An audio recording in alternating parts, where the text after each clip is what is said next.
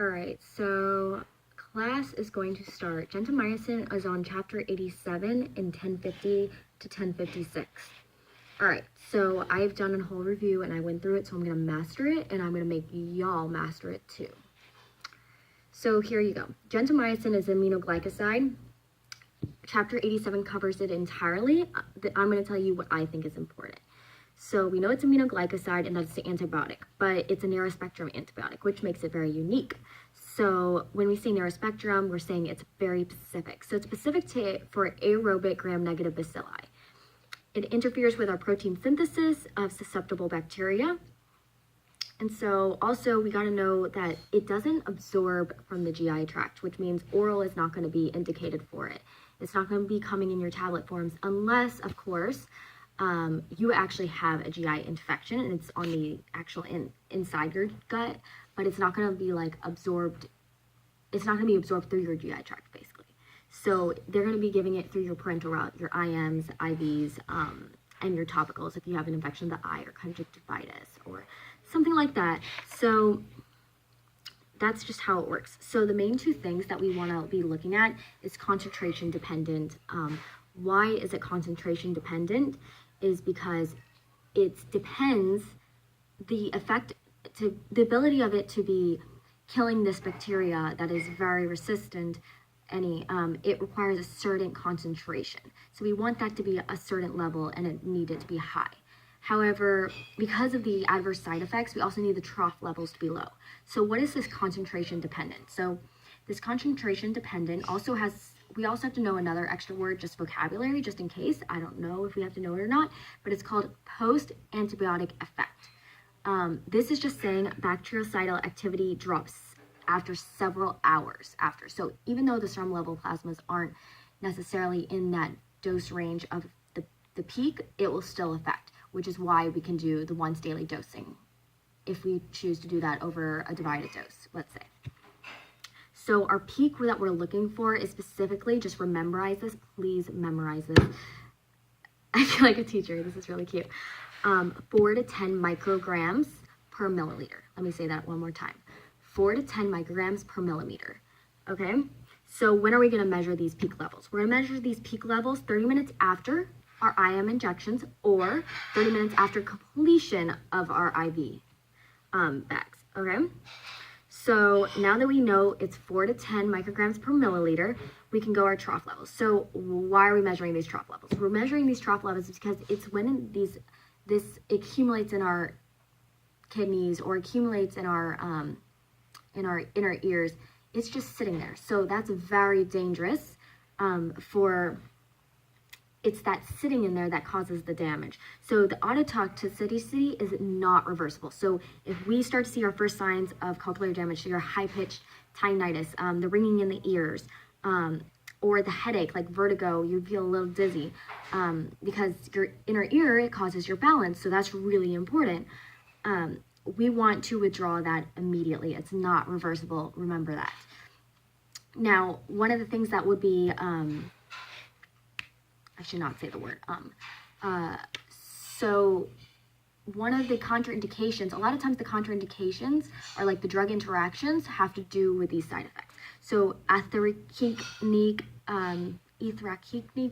acid is a loop diuretic and it also is an ototoxic, which is why you should not have it with this because it would increase that likelihood of having ototoxicity. Nephrotoxicity can be reversible, thank God. Because it's the proximal tubule, they say in the textbook, can be readily generated. So it can be readily generated just means it can heal itself basically. So it's acute tubular necrosis. If you see that, that means you may have nephrotoxicity. Other signs and symptoms we're going to be looking for is your proteinuria, protein in your urine, your dilute urine. I have here decreased urine specific gravity. Also, your BUNs are going to be really high in your lab values that you're going to want to monitor as the nurse. Your creatinine may be high. So, but remember, this is, so if you have a renal patient, something to think about is your renal patient is going to need a lower dose because of this renal issues, complications that it has to do with. All right, so we got ototoxicity, nephrotoxicity, and then we got a third thing to think about. aminoglycoside-induced neuromuscular blockade. This is not as common. It's in the textbook. It's not in your PowerPoint, but neuromuscular transmission causing flaccid paralysis. And this is really important to monitor because it can cause fatal respiratory depression, because your diaphragm is a muscle. So if it occurs, you're going to want to give them calcium gluconate. Remember, calcium gluconate is also used to reverse your magnesium toxicity. So calcium gluconate is your superhero. Like, yeah. Also, one of the drug interactions that you would think about is your skeletal muscle relaxants would be highly advised not to be using concurrently with your aminoglycoside neuromuscular blockade. Okay, so now we're going to talk about, I'm going to discuss real quick your drug interactions. So your drug interactions are going to be your penicillin. Your penicillin actually can inactivate your aminoglycosides, which gentamicin is an aminoglycoside. So if it inactivates it, it doesn't inactivate it when you're in body, because many times they actually use it concurrently, but they should not be mixed together in the same IV bag. So once it's in your body, then it can enhance the kill. But if it's in this mixture in the IV bag, that's like a no-no, you know, like you don't do that.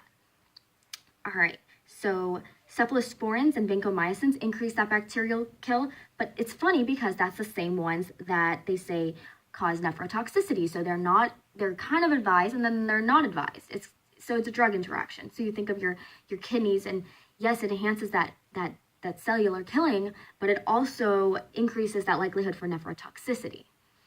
Your ototoxic concurrent use with urethrocarnic acid, which is your lipodiuretic, anything that would cause more likelihood for the ototoxicity, which is dangerous. Your nephrotoxic, so we talked about cephalosporin and vancomycin. We also got amphotericin B, which is a fungal type medicine, polymyxin, cyclosporin. So those are mostly like your antibiotics and your fungals, and also your aspirins and NSAIDs also are nephrotoxic. Remember, you take too much, popping too much aspirins, any ibuprofen, you always think of like kidneys. My father always tells me you shouldn't be taking so many pain meds because you're going to ruin your kidneys. And I just remember him always saying that to me as a kid. And also your skeletal muscle relaxants can increase your likelihood. So every time you have drug interaction, a lot of times it has to do with your adverse reactions of just increasing likelihood of scariness, I guess is the way to put it. The nurse administers. So now we're going to talk about what is the nurse going to do. So the nurse should administer slowly. So if they're having an IV or whatever it is, it should be administered slowly over 30 minutes or more. Why? We want to administer slowly over 30 minutes or more to reduce that risk of nephrotoxicity or ototoxicity. It's just happening too fast. Often we also need to make sure that patient is adequately hydrated, or else we can increase that risk for nephrotoxicity. You do not want to mix with other antibiotics. So remember we were saying penicillin you don't want to mix with, but really it says in the PowerPoint to not mix with any antibiotics. I think it's because it just makes it more risky. And it says monitor for that renal impairment. You're going to look at those BUN levels and those creatinine levels. You want to adjust the dosage based on the plasma levels, because we're looking for a specific peak, remember 4 to 10 micrograms per milliliter. And also our trough levels, we want to measure those trough levels like daily. If it's the daily dose, 1 hour before, and if it's in their divided doses, just before the next dose. So we're looking for, our recommended dose is 1 to 2 micrograms per milliliter. We're trying to keep them low. And again, I'll say it one more time, 1 to 2 micrograms per milliliter. Right before your next dose for the divided doses, or 1 hour before your next, before your daily dose. And then your peak was 4 to 10 micrograms per milliliter. You were measuring 30 minutes after your IM injection, or 30 minutes after completing your IV of gentamicin. So we're going to be monitoring a lot. So you want to, because you're going to have to be adjusting that dose based on that patient, how they react to things. Your pregnant mother, that is super important. So it's kind of funny because my drug book obviously said that it was class C, but that is not correct, because in the textbook it says it can cause fetal harm. It doesn't exactly say what it can cause, but in the PowerPoint it says irreversible bilateral congenital defects. let me say one more time, irreversible bilateral congenital deafness. So we're thinking of that ototoxicity. It's class D actually because of that fetal harm risk. One more side effect I want to notice that I noticed is in the PowerPoint that's just like I obviously glanced over because I was so focused on this nephrotoxicity and this ototoxicity. If you're using once daily, which I found on the internet and I validated it, they can cause this pyrogenic endotoxic-like reaction. So it's with the once daily. I think it's because if it's once daily, you're just having so much more of it in one time that it can cause this. So it's your fever, your chills, hypotension, so like low tension with tachycardia. Your heart's trying to overcompensate for that.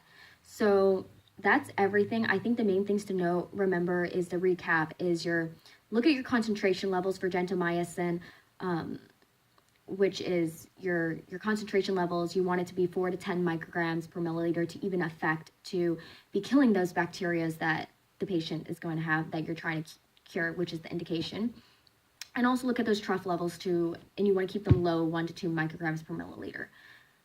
In your side effects that I'm recapping is ototoxicity, nephrotoxicity, your induced neuromuscular blockade, and your once daily endotoxin pyrogenic reaction. So that is everything for gentamicin.